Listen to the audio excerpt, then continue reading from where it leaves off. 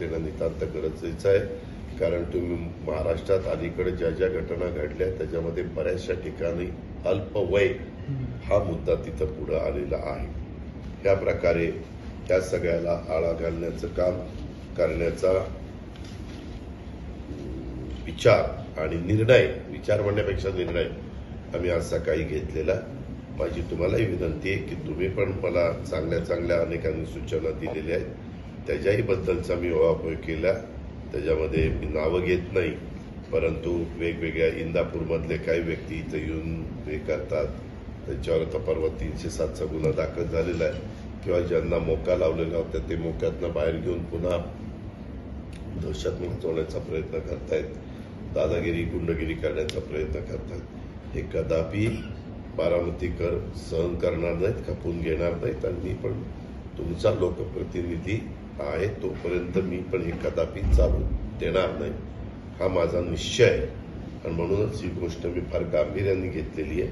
आज हे जे शक्ती अभियान आम्ही करू पाहतोय, महिलांचा सन्मान, बालकांची सुरक्षा आणि युवकांचं प्रबोधन, ह्याच्यामध्ये हे जर योग्य पद्धतीनं सक्सेस झालं तर पुढं आम्ही ते जिल्ह्यालाही लागू करू आणि नंतर राज्यालाही लागू करू. अर्थात ते करत असताना मी त्या खात्याचे मंत्री म्हणून देवेंद्र फडणवीस साहेबांना पण त्याच्यात विश्वासात घेत. शेवटी आम्ही सगळे एक कलेक्टिव्ह काम करत असतो आणि त्याच्यातून राज्याला पुढं नेण्याचा प्रयत्न करत असतो. आम्हाला हे सीएमच्याही कानावर घालावं लागेल आणि डीसीएमच्याही कानावर घालावं लागेल. हे आपल्या इथं यशस्वी झालं तर पालकांना पण ह्याच्यातलं जे एका मुलगा चुकीचं वागत होता तर त्या संस्थेनी, त्या कॉलेजनी त्या पालकांना बोलून सांगितलं की असा असा ते मुलगा तुमचा चुकतोय, वागतोय, तर तिथंच त्यांनी त्या मुलाला वडिलांनी जे करायला पाहिजे ते केलं.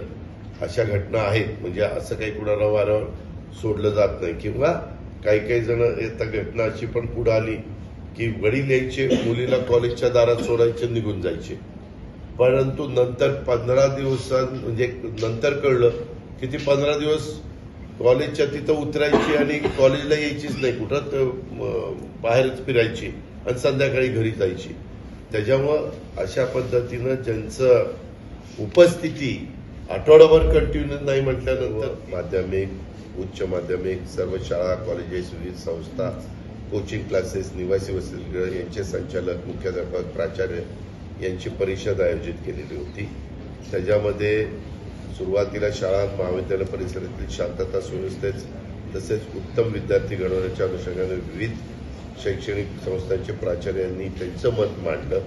त्यानंतर तहसीलदार गणेश शिंदे आणि प्रांत वैभव नावडकर आणि अप्पर पोलीस अधीक्षक गणेश बिराजदार यांनी शाळा आणि महाविद्यालयांची जबाबदारी तसेच प्रशासनाने समन्वयासंदर्भात चर्चा आणि मार्गदर्शन केलं. त्यामध्ये खूप वेगवेगळ्या गोष्टी इथं पण काल केल्यात. तिन्ही पोलीस स्टेशनमध्ये महिला डेस्क तयार करण्यात आलेला आहे. तिन्ही पोलीस स्टेशनमध्ये विशेष बाल पोलीस पथक तयार करण्यात आलेलं आहे. आणि विद्यार्थ्यांच्या शिस्तभंग विषयक कारवाई महाविद्यालयामार्फत करण्याच्या बद्दलचे निर्णय झाले. शाळाबाहेर येऊन थांबणारे शाळाबाह्य विद्यार्थी यांच्यावर कठोर कारवाई करण्याच्या बद्दलचं सांगितलं. अशा खूप चांगल्या गोष्टी झाल्या. ह्याचं मी त्यांना सांगितलेलं आहे, सातत्य टिकलं पाहिजे. हे नव्याचे 9 दिवस व्हायला नको. कारण बऱ्याचदा ते होतं आणि मग नंतर माणूस आपल्या ह्याच्यात राहतं. तर ते म्हणले नाही, आम्ही हे असं होऊन देणार नाही. आपल्या पंचायत समितीच्याच कार्यालयामध्ये त्यांनी ती मिटिंग घेतलेली होती.